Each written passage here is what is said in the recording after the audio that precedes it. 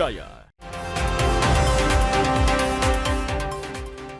Diduga alami gangguan jiwa, seorang pria menyerang petugas yang berjaga di Polsek Wajo, Makassar.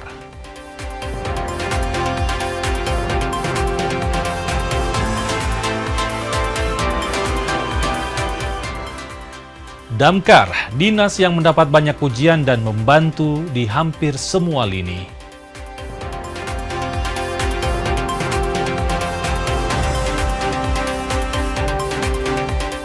Pebalap muda Indonesia Veda Ega Pratama dipastikan akan tampil di ajang Pertamina Grand Prix of Indonesia Oktober mendatang.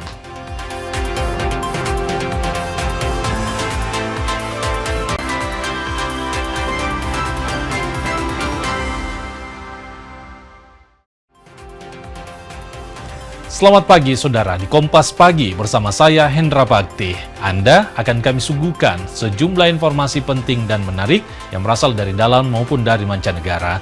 Kita jelang informasi yang pertama dalam Kompas Pagi. Kita awali Kompas Pagi saudara, seorang pria menyerang dan mengancam polisi yang sedang berjaga di Polsek Wajo, Kota Makassar. Pelaku yang melakukan penyerangan diduga mengalami gangguan mental. Video berdurasi 14 detik ini menunjukkan seorang pria berambut panjang mengamuk di Polsek Wajo, Kota Makassar. Pelaku berinisial ES terlihat mengejar dan mencoba menyerang seorang polisi yang sedang berjaga di kantor polisi. Polisi bilang pelaku ES sebelumnya terlibat tabrakan dan ditangani di Polsek Wajo. Pelaku disebut tidak mau pulang ke rumah usai mobil yang dikendarai masih diamankan di kantor polisi. Pelaku bahkan sempat tidur di dalam mobilnya yang terparkir di halaman kantor polisi. ES tiba-tiba menyerang menggunakan obeng dan meminta mobil miliknya dikembalikan. Selesai itu datanglah istrinya, anaknya, sama omnya, keluarganya. Datang ke Polsek Wajo, ketemu sama saya, ternyata ini saudara Enos ada kelainan jiwa, depresi, dan menurut istrinya, anaknya, sama omnya bahwa sudah pernah dirawat di rumah sakit jiwa. Waktu itu pas selesai kejadian itu saya serahkan sama omnya, dibawa pulang, sampai sekarang nggak pernah muncul lagi. Masalah mobil, antara kedua belah pihak sudah sepakat waktu itu selesai lebaran apabila sudah buka bengkel. Beruntung dalam kejadian ini tidak ada korban jiwa baik dari kepolisian maupun dari pelaku. Rama Pratama, Kompas TV Makassar, Sulawesi Selatan. Kemunculan hiu di perairan Makassar, Sulawesi Selatan viral di media sosial. Penampakan hiu direkam nelayan yang melintas di lokasi munculnya hiu tersebut. Pemantauan keberadaan hiu penjemur atau basking shark kini dilakukan BPBD Makassar. Kemunculan hiu di Pantai Losari, Kota Makassar, Sulawesi Selatan terekam video amatir. Video kemunculan hiu direkam nelayan yang melintas. Kemunculan hiu berukuran besar sempat membuat heboh masyarakat. Memantau keberadaan hiu, tim BPBD Makassar melakukan penyisiran menggunakan perahu karet di beberapa titik. Kepala BPBD Makassar, Fadli Tahar, bilang dari informasi masyarakat yang melihat ciri-ciri hiu, dapat diidentifikasi hiu berjenis basking shark atau hiu penjemur. Hiu penjemur bermigrasi dari pantai Australia ke Selat Makassar. Meski bukan jenis hiu yang agresif, masyarakat khususnya nelayan diimbau tetap waspada saat beraktivitas di laut, terlebih jika kondisi cuaca buruk. Hiu yang berada di sekitaran pantai, sehingga itu membuat resah masyarakat. Akhirnya kami turun melakukan pemantauan di beberapa titik di sini selama 6 jam, dan kami dapatkan terkait dengan laporan hiu itu ada beberapa yang memang berkeliaran di sekitar pantai pada hari Minggu, dan kami melakukan penyisiran untuk melihat keadaan tersebut, dan berdasarkan informasi dan ciri-ciri masyarakat setempat yang melihat kejadian itu, hiu ini adalah hiu basking shark atau hiu penjemur, yang memang rutinitasnya adalah mereka melakukan perjalanan dari pantai Australia lewat Selat Makassar. Arus balik di Pelabuhan Nusantara Parepare dipadati penumpang. 4 kapal disiapkan untuk membawa ribuan penumpang ke Kalimantan dan Malaysia. Sebanyak 5.000 penumpang balik ke Kalimantan dan Malaysia melalui Pelabuhan Nusantara Parepare, Sulawesi Selatan. Para pemudik menggunakan 4 kapal. Posko Arus Mudik Laut Lebaran mencatat gelombang puncak arus balik pertama terjadi pada 25 Maret kemarin. Sebanyak 29.000 penumpang yang turun selama arus mudik dan arus balik. Sementara yang berangkat tercatat 12.190 penumpang dengan tujuan Kalimantan dan Malaysia. 4 kapal. Kira-kira prediksinya Pak, berapa penumpang nantinya Pak di 4 kapal? Maksimal kalau dari dispensasi penumpang ke 5.000. 5.000 ya? Sudah berapa total Pak? Arus balik ini sampai hari ini, baru hari ini yang tertinggi ya. Karena kita juga masih belum prediksi di tanggal 28. Nah, karena di tanggal 28 itu ada 5 kapal yang tertinggi itu nanti kapasitas penumpangnya hampir 3.000 itu ada di kapal Pelni, Bukit Siguntang. Harga cabai rawit di Kota Ambon, Maluku terus meroket pasca Lebaran. Harga cabai rawit capai Rp200.000 per kilogram di tingkat pedagang. Minimnya pasokan menjadi pemicu naiknya harga. Aktivitas jual beli bumbu dapur di Pasar Mardika Ambon tampak lesu menyusul meroketnya harga cabai rawit yang menembus Rp200.000 per kilogram. Harga cabai rawit kini hampir 2 kali lipat dibanding pekan lalu yang berada di kisaran Rp120.000. Melonjaknya harga cabai turut dikeluhkan pedagang lantaran berimbas pada daya beli masyarakat. Kurangnya pasokan dari luar daerah menjadi pemicu naiknya harga, sementara pasokan dari sentra pertanian lokal minim. Kemarin sempat sampai 160, menjual 200. Di Ambon sini, dari Masoi bawah. Jadi memang sempat ambil yang 160 dijual dengan 200. Cukup enggak, istilahnya biar nggak kecewa, namanya juga hari besar. Barang belinya di itu sih ya, bukan di bosnya istilahnya, beli di orang. Iya, berapa ibu jual sekarang? 140. Jualnya? Jualnya 20 satu cukup. Kenaikan harga diperkirakan masih akan bertahan hingga beberapa hari ke depan jika pasokan dari sentra pertanian belum kembali normal. Yahya Lating, Kompas TV Ambon, Maluku. Sementara itu, harga cabai di Pasar Wamanggu, Merauke masih mahal meski telah mengalami penurunan pasca Lebaran. Dari Rp200.000, harga cabai rawit segar kini di kisaran Rp170.000 per kilogram. Suasana di pasar tradisional Wamanggu, Merauke kembali normal. Komoditas cabai yang sempat menyentuh Rp200.000 per kilogram kini mengalami penurunan harga. Meski turun, harga cabai masih tetap mahal. Harga cabai kini di kisaran Rp170.000 per kilogram. Pedagang bilang harga cabai masih mahal karena minim stok. Cabai yang didatangkan dari luar harganya masih cukup mahal. Menyiasati, pedagang menjual cabai dengan eceran mulai dari harga Rp5.000. Lebaran kurang 2 hari masih 200. Ini sudah turun. Sudah berapa hari turun Bu? Turunnya pokoknya Lebaran kurang 2 hari sudah turun. Kan 2 hari, kurang 2 hari kosong, tidak ada barang. Oh, sempat kosong. Kosong. Jadi dijual 200. Modalnya itu ada yang 170, 180 gitu.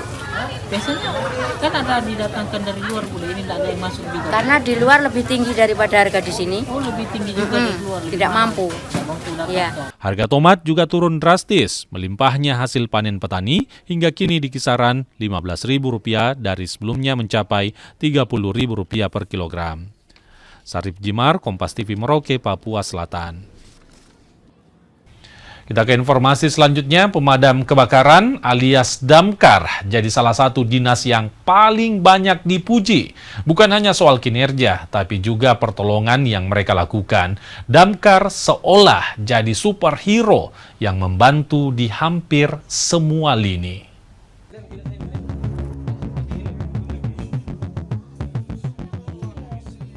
Pahlawan.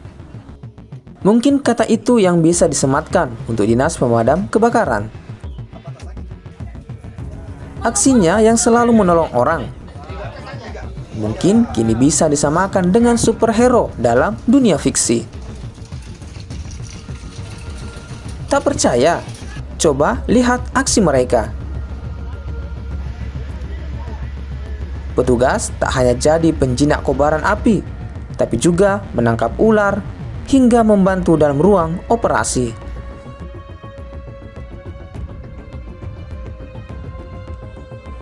Tak sampai di situ, petugas damkar kadang dipanggil untuk sekedar mencari kunci hingga mengevakuasi sapi.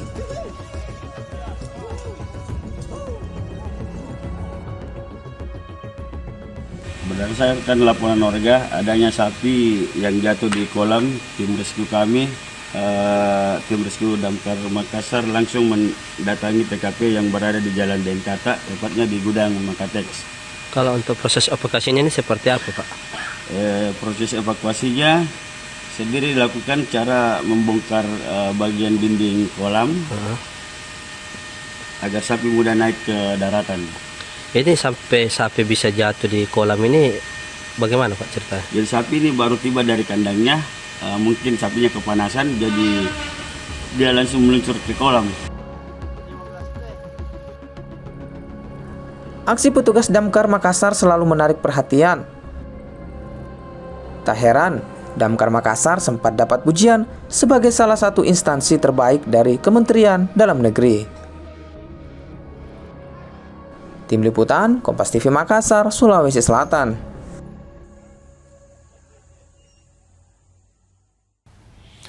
Usai jeda, saudara, kami akan kembali dengan dialog tentang damkar yang membantu di hampir semua lini. Selengkapnya akan kami hadirkan usai jeda berikut ini.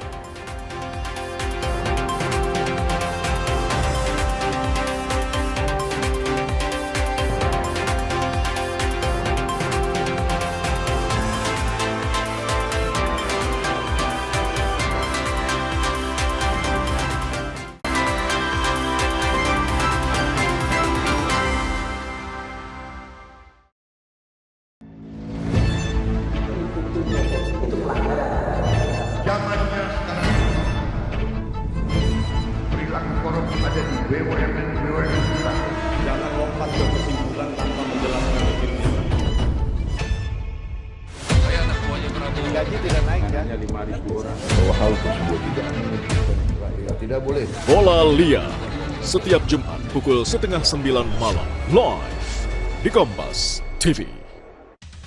Ketahui berita dan informasi seputar kekhasan, gagasan, tantangan, serta inovasi di 38 provinsi dan 514 kabupaten kota di seluruh tanah air yang terajut menjadi inspirasi bagi bangsa. Berbagai informasi aktual dan menarik dari berbagai daerah di tanah air dalam Jurnal Nusantara. Ikuti Jurnal Nusantara setiap hari pukul 6:30 pagi live di Kompas TV.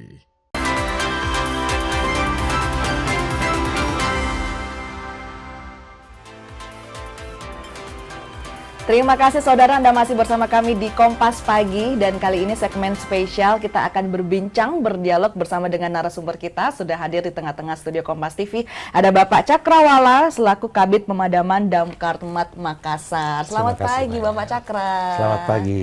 Gimana kabarnya hari ini? Alhamdulillah sehat-sehat. Iya. Oke, harus sehat Pak ya. Ini pelayanan 24 jam Pak. Ya, kalau istilah di kami itu kekuatan 55. Kekuatan 55, apa tuh Pak? Full power. Full power.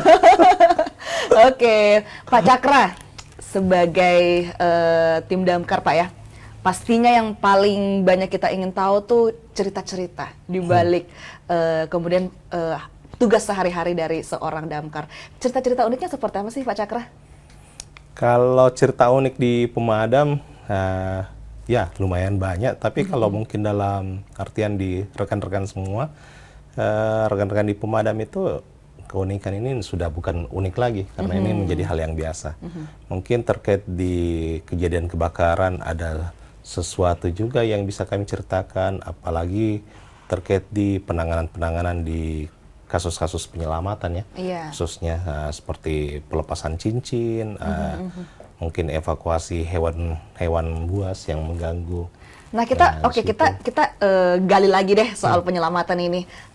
Seberapa luas sih sebenarnya tugasnya damkar kalau di bagian penyelamatan Pak? Apa saja yang pernah dilakukan oleh damkar? Alhamdulillah secara tupoksi tugas di penyelamatan itu dibagi 4 sesi sebenarnya. Ada road traffic accident, kecelakaan di jalan yang menyebabkan ada korban yang terjebak ya. Kemudian ada vertical rescue. Nah, terkait dengan vertical rescue ini ada biasanya sih ada percobaan bunuh diri atau kemungkinan ada korban yang jatuh di dalam sumur atau sesuatu yang memang membutuhkan teknik untuk pengangkatan.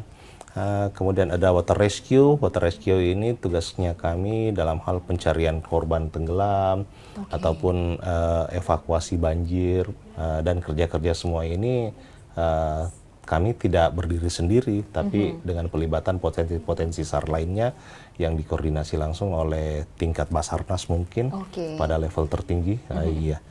Kemudian yang terakhir itu ada animal rescue. Animal rescue. Animal rescue ini yang paling banyak orderannya.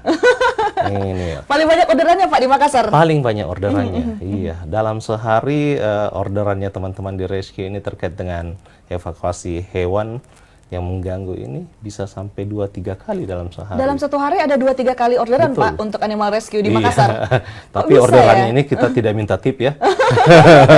Iya. Contohnya apa sih Pak animal rescue ini?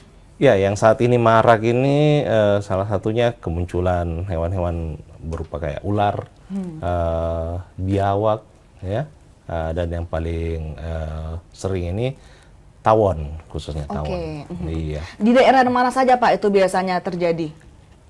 Kalau berbicara terkait dengan daerah, Ibu, hampir menyeluruh, iya, hampir menyeluruh. Pak, ya? Iya. Kebanyakan seperti kayak sarang tawon itu di rumah-rumah tinggal di pemukiman padat yang memang di lingkungan situ banyak pohon-pohon besar khususnya, pohon mangga atau apa, karena sarang tawon itu lebih berpotensi mereka ada di dalam pohon-pohon besar. Oke, salah satu kasusnya deh Pak, untuk tawon ini ada di daerah mana yang Bapak dapatkan? Tawon di wilayah Nipa-Nipa, Kecamatan Manggala, itu cukup besar juga. Kemudian jenis tawon yang kita evakuasi, kebetulan kami bukan ahlinya, tapi ada teman Google juga yang bisa memberitahukan, ternyata tawon yang kita evakuasi itu jenisnya tawon Vespa. Dan tawon Vespa itu salah satu kelas tawon yang cukup beracun. Nah, dari situ, alhamdulillah kita bisa evakuasi terkait dengan sarang dan kroninya. Iya. Oke Pak, mungkin boleh diceritakan kalau datang ke lokasi melihat sarang tawon, apa kemudian yang pertama kali dilakukan oleh petugas damkar? Oke, terima kasih. Terkait dengan itu mungkin awalnya laporan masyarakat ya. Laporan masyarakat kami terima dan kami simpan di file. Kadang masyarakat juga selalu mau langsung terlayani. Langsung mau cepat Pak ya? Telepon pagi-pagi, dia menelpon ulang lagi tuh, kenapa belum datang? Iya, padahal kami di tim penyelamatan terkait dengan evakuasi sarang tawon, iya, ini kami ambil waktu di tengah malam. Iya, kenapa kami harus di malam hari? Pertama, kita tidak menutup kemungkinan jangan sampai tawon ini mengamuk atau apa dan menyerang masyarakat sekitar. Karena secara otomatis saat ini apabila ada armada di lingkungan, ini armada dikerumuni masyarakat. Banyak yang mau nonton Pak ya? Alhamdulillah kami dirindukan juga. Banyak yang mau mengamati, melihat kinerja dari petugas damkar. Ya, objek foto-foto juga tah. Selfie-selfie, iya enggak apa-apa. Iya, poin-poin berikutnya juga, kalau sarang tawon ini, ada beberapa sarang tawon yang pada saat kita evakuasi, kita bisa langsung saja main. Tapi ada juga yang kami harus seizin dengan pemilik rumah karena mungkin melakukan pembongkaran di plafonnya atau pengerusakan sebagian kecil di lokasi. Ini tergantung request. Si pelapor ini bersedia untuk dibongkar plafonnya. Karena kadang itu sarang tawon yang di luar itu kecil kelihatan. Pada saat kita pegang atau diamati, ternyata sarang tawonnya itu ada naik di atas plafon. Sudah melebar Pak ya? Sudah melebar, iya. Macam sarang rayap. Kayak gitu. Tapi ada tidak misalnya sudah penelpon yang ternyata nggak mau plafonnya dibongkar? Ada juga. Ada juga ya? Ada juga, ya. Setidaknya kami berikan edukasi untuk penanganan awal untuk bisa mengusir tawonnya ya. Mungkin melalui pengasapan, minimal tidak ada korban jiwa lah pada saat. Oke, selain tawon ada lagi kah mungkin animal rescue Pak yang lain mungkin? Nah, animal rescue, oh ya pernah ada kejadian di salah satu wilayah di dalam kota Makassar itu anak buaya di dalam lubang kloset. Anak buaya Pak? Nah, itu anak buaya di dalam lubang kloset. Jadi laporan ini ya kalau unik sebenarnya. Bahkan untuk damkar pun ini unik Pak ya? Iya sih. Soalnya tim buaya, penanganan buaya. Jadi buaya vs buaya. Iya. Penanganan itu juga kita lakukan di sore hari dan alhamdulillah berhasil walaupun tanpa pengrusakan karena kebetulan anak buaya ini muncul di paparan luar ya. Jadi masih bisa kita ambil langsung. Hanya sayangnya pada saat kita periksa ternyata pembuangan klosetnya ini tidak masuk ke ini safety tank. Dia langsung menuju ke belakang.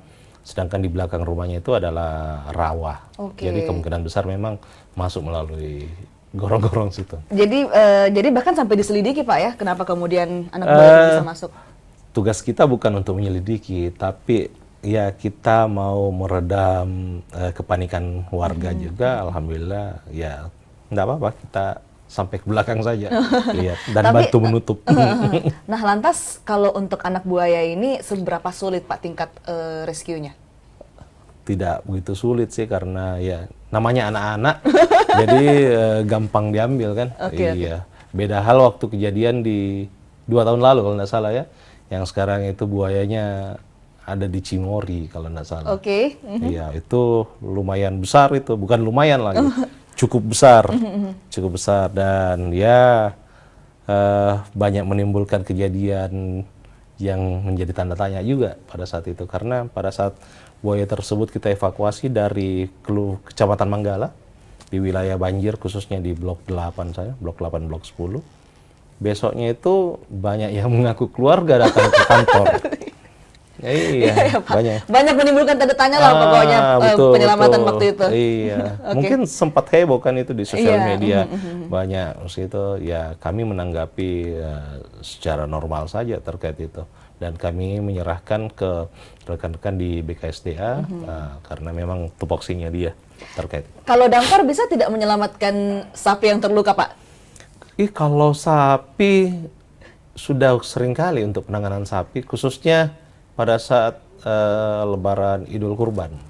Iya, sapi jatuh di dalam sumur, iya, sapi terjebak atau apa, macam-macam. Bahkan pernah kalau saya tidak salah ingat itu di sebelum COVID,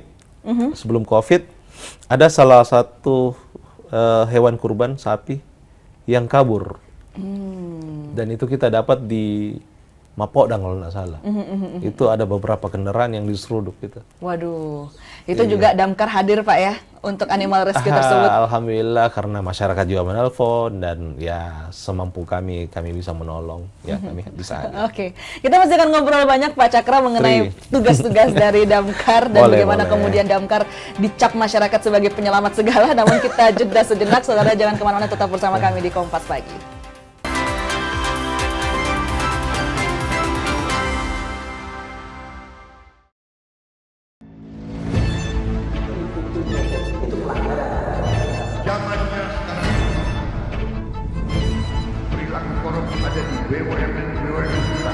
Jangan lompat ke kesimpulan tanpa menjelaskan dirinya.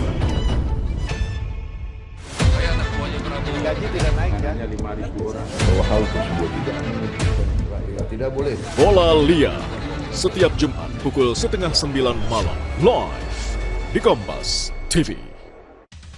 Ketahui berita dan informasi seputar kekhasan, gagasan, tantangan, serta inovasi di 38 provinsi dan 514 kabupaten kota di seluruh tanah air yang terajut menjadi inspirasi bagi bangsa. Berbagai informasi aktual dan menarik dari berbagai daerah di tanah air dalam Jurnal Nusantara.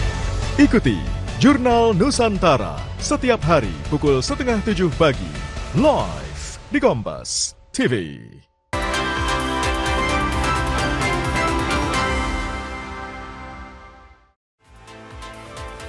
Terima kasih saudara, Anda masih bersama kami di Kompas Pagi dan kita masih bersama dengan Bapak Cakrawala selaku Kabid Pemadaman Damkar Mat Makassar. Pak Cakra, tadi kita sudah ngobrol banyak soal animal rescue yang lucu-lucu Pak ya. Selain animal rescue, penyelamatan apa lagi yang kemudian biasa dilakukan oleh Damkar? Iya, mungkin di tahun kemarin masih diingat itu ada 2 kejadian yang berturut-turut terkait dengan tangan yang masuk di mesin penggilingan.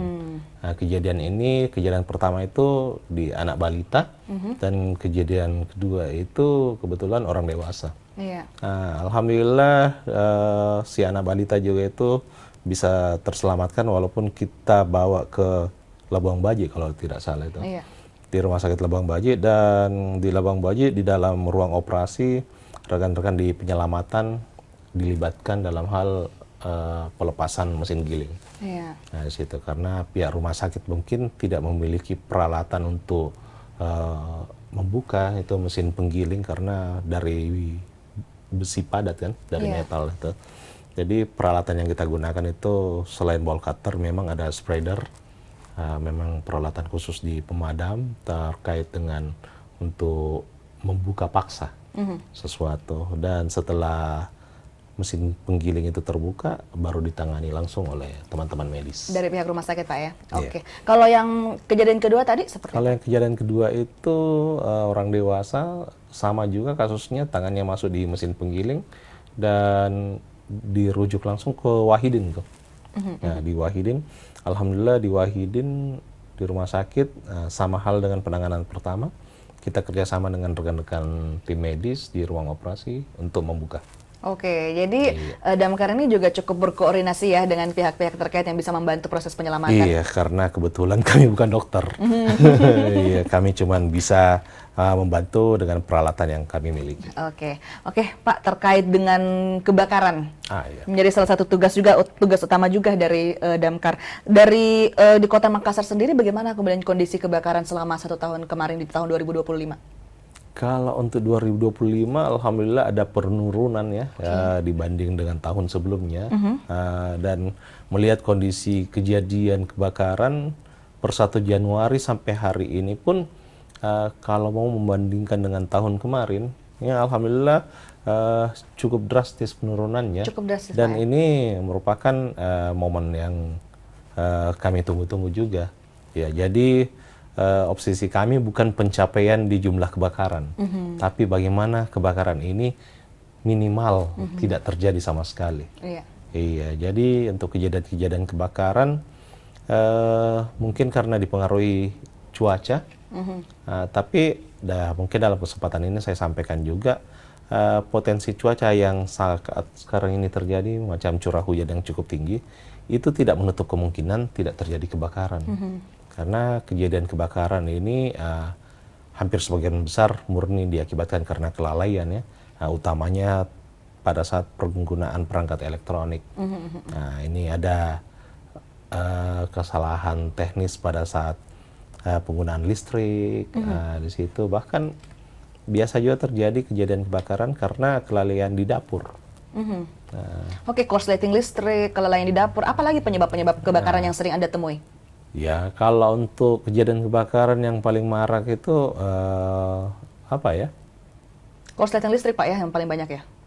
Bisa arus pendek, Bahkan ada beberapa kejadian kebakaran ini karena kelalaian masyarakat yang sekedar membakar sampah. Kemudian apinya menyebar ke rumah-rumah sebelah dan ya terbakarlah. Ya, kejadiannya cukup parah juga. Bahkan ada biasa kejadian juga itu di ruko, rumput kota. Lahan-lahan terbuka di rumput kota. Kalau cuaca cukup ekstrim terkait dengan panasnya, hanya pemicu sedikit itu mungkin karena pantulan kaca mobil yang sedang parkir, atau mungkin ada orang yang melempar puntung rokok. Dengan respon kayak begitu, tiba-tiba api menyala. Melempar puntung rokok, kemudian tidak sengaja gitu ya menyebabkan adanya api. Apalagi kemudian kesalahan-kesalahan yang sering dilakukan oleh masyarakat yang ternyata ini bisa menyebabkan kebakaran, Pak. Cas Ya. HP mungkin? Kalau cas HP, ya kemungkinan besar banyak terjadi ya. Karena kecenderungan kita menggunakan cas HP itu, kalau handphonenya sudah penuh, handphonenya saja yang dicabut. Casnya tetap melengket.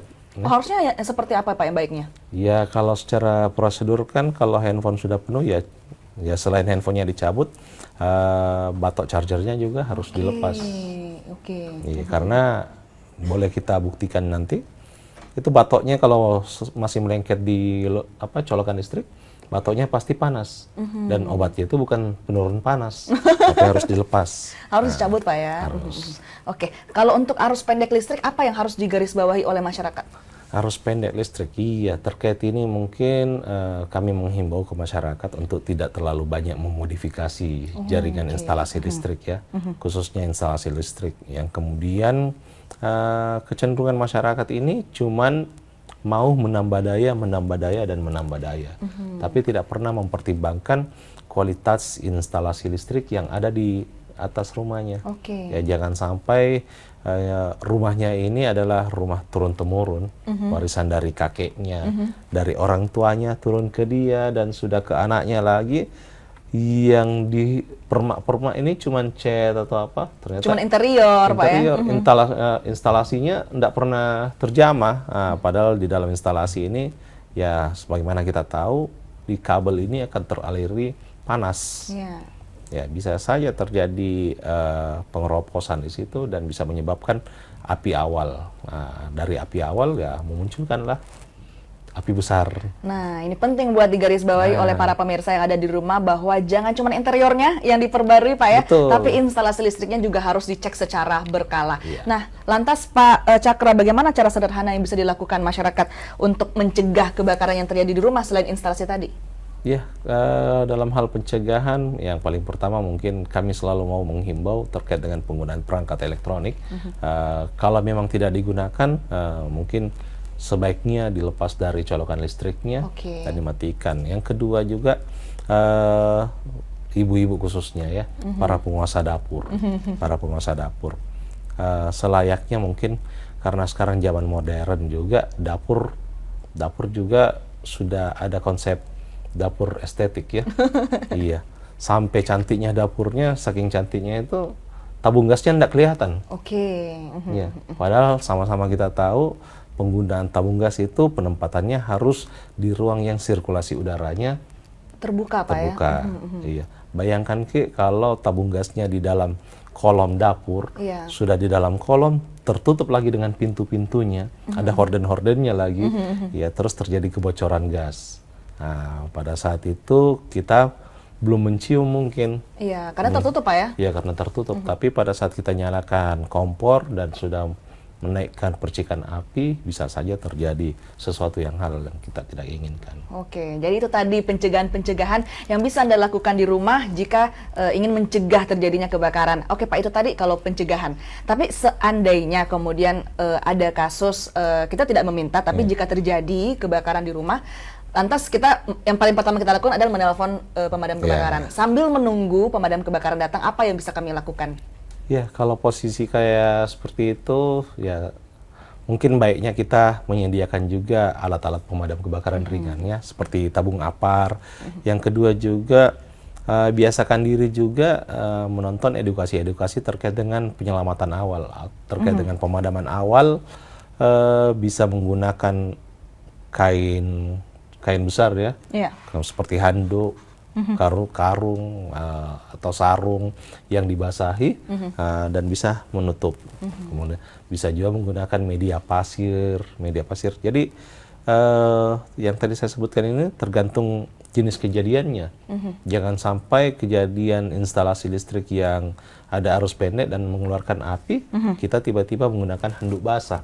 Itu kan membahayakan ke kita sendiri. Baik, lantas bagaimana kemudian prosedur yang bisa dilakukan oleh masyarakat jika kemudian mendapatkan kasus kebakaran ataupun penyelamatan yang bisa dilakukan oleh damkar? Mereka harus kemana? Ya, mungkin untuk kesempatan ini saya sampaikan juga nomor layanan Damkar Makassar ya. Ada di 0811 410 113. terkait nomor layanan ini, kami berharap masyarakat untuk segera menelpon pada saat ada situasi kejadian yang terlihat dan sebisa mungkin tidak mengupdate status dulu, tapi lebih dahulu menghubungi instansi terkait. Kenapa kami sampaikan seperti begini? Banyak kejadian, khususnya seperti kayak kebakaran. Jadi tidak ada pemadam kebakaran yang bisa tiba tepat waktu. Pasti semua terlambat. Kenapa demikian? Karena masyarakat pada saat ada kejadian kebakaran hampir lebih dulu mau menangani sendiri, dan kalau era sekarang ini masyarakat lebih fokus ke live. Gadget Pak ya. Live story, kemudian pasang status. Bahkan di live-nya itu mereka berteriak-berteriak, mana pemadam. Padahal belum dilaporkan. Belum ada pelaporan. Nah, di situ. Jadi alhamdulillah untuk saat ini kami punya banyak bantuan dari rekan-rekan relawan pemadam, Redcar, ada rekan-rekan potensi SAR, bahkan rekan-rekan ojol pun yang sering bekerja sama dengan kami. Jadi pada saat mereka melihat situasi yang memang membutuhkan pertolongan dari hal kejadian kebakaran, mereka segera menghubungi kami dan kami menuju ke lokasi. Iya. Baik. Paling hambatan-hambatan ya selain di jalan raya terkait dengan kepadatan, yang di malam hari itu hambatan yang paling sering kami dapati menuju akses itu adalah parkiran kendaraan.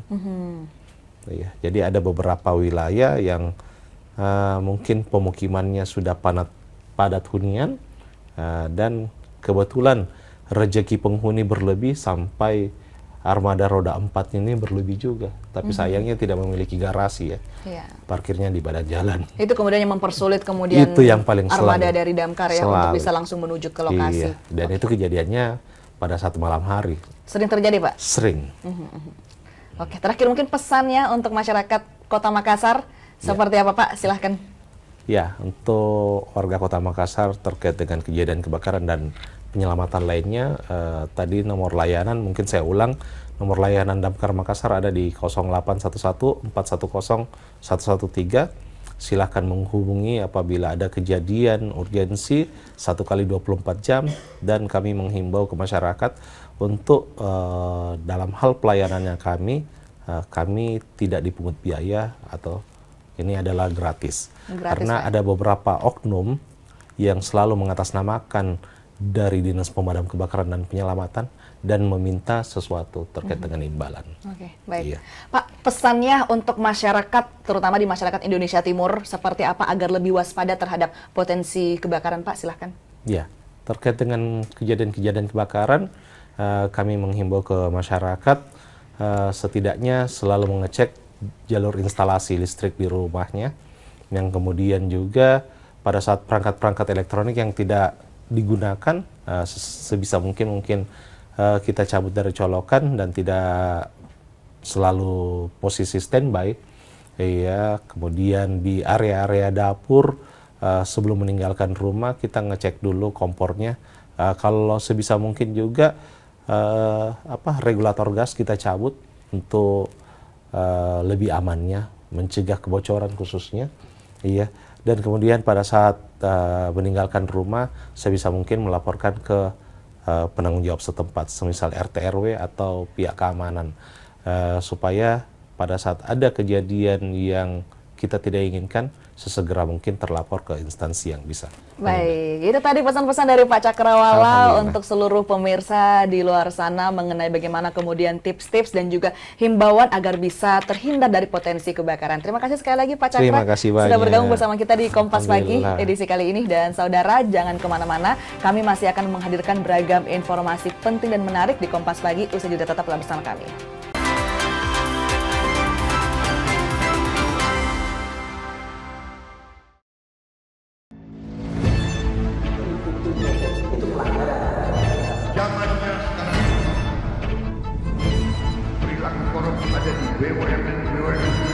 Jangan lompat ke kesimpulan tanpa menjelaskan dirinya. Gaji tidak naik kan? Hanya 5.000 orang. Bahwa hal tersebut tidak boleh. Bola Liar setiap Jumat pukul 8:30 malam live di Kompas TV. Ketahui berita dan informasi seputar kekhasan, gagasan, tantangan, serta inovasi di 38 provinsi dan 514 kabupaten kota di seluruh tanah air yang terajut menjadi inspirasi bagi bangsa. Berbagai informasi aktual dan menarik dari berbagai daerah di tanah air dalam Jurnal Nusantara. Ikuti Jurnal Nusantara setiap hari pukul 6:30 pagi live di Kompas TV.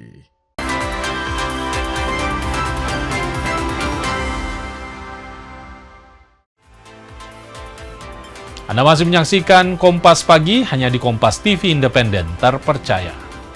Saudara, kemunculan hiu di perairan Makassar, Sulawesi Selatan viral di media sosial. Penampakan hiu direkam nelayan yang melintas di lokasi munculnya hiu tersebut. Pemantauan keberadaan hiu penjemur atau basking shark ini dilakukan BPBD Makassar. Kemunculan hiu di Pantai Losari, Kota Makassar, Sulawesi Selatan terekam video amatir.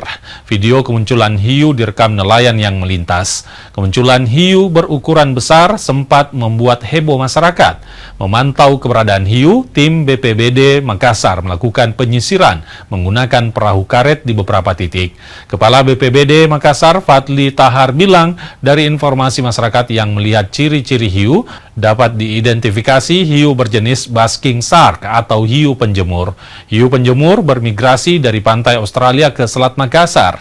Meski bukan jenis hiu yang agresif, masyarakat khususnya nelayan diimbau tetap waspada saat beraktivitas di laut, terlebih jika kondisi cuaca buruk.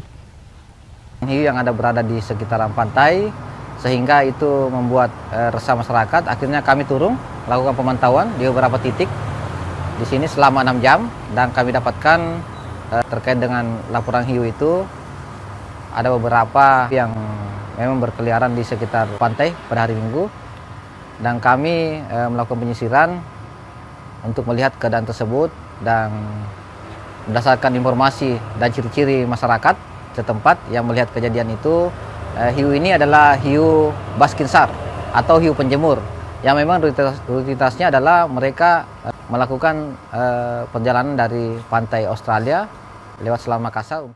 Seorang pria menyerang dan mengancam polisi yang sedang bekerja di Polsek Wajo, Kota Makassar. Pelaku yang melakukan penyerangan diduga mengalami gangguan mental.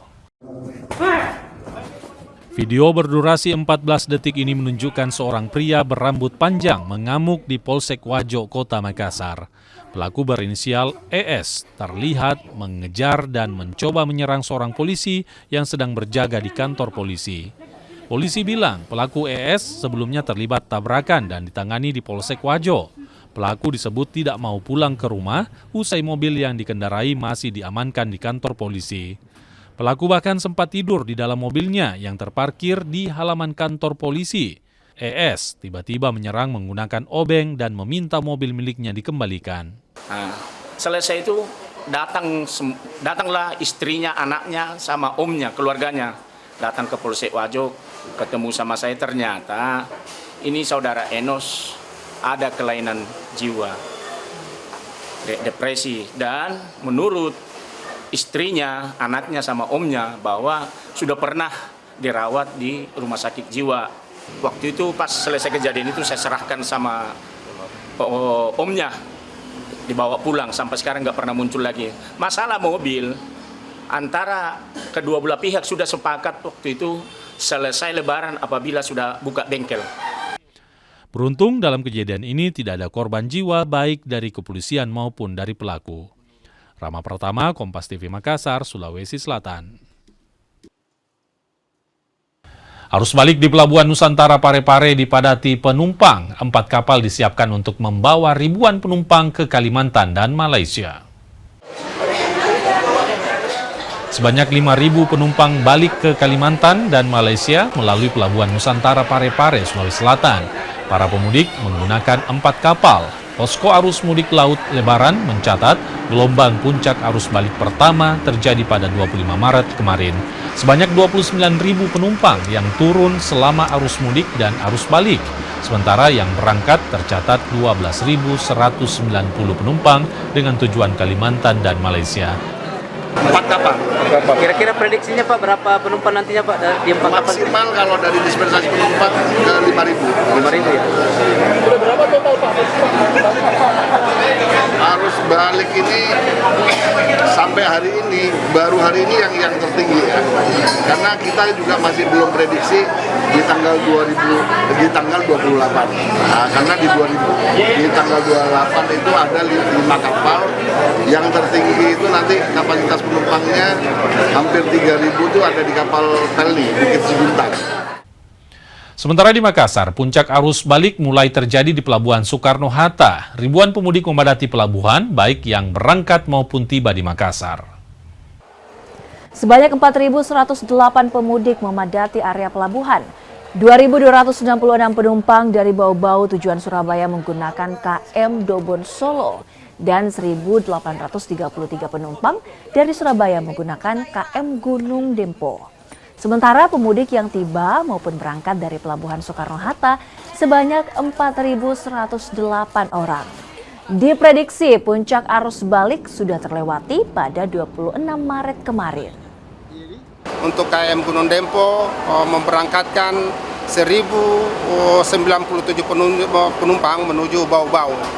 Perlu kami tambahkan juga bahwa tadi malam hari ini sekitar jam 19.00 baru saja kita berangkat juga KM Dobon Solo dari Pelabuhan Bau-Bau menuju Surabaya yang menurunkan penumpang 1.242 penumpang, sementara embarkasi menuju dari Pelabuhan Makassar menuju Surabaya sekitar 1.042 penumpang.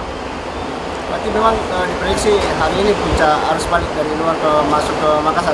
Ya, memang benar bahwa hari ini diprediksi bahwa di H+2 ini adalah hari puncak dari angkutan lebaran ini.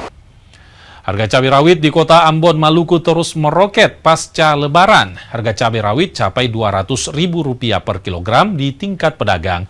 Minimnya pasokan menjadi pemicu naiknya harga.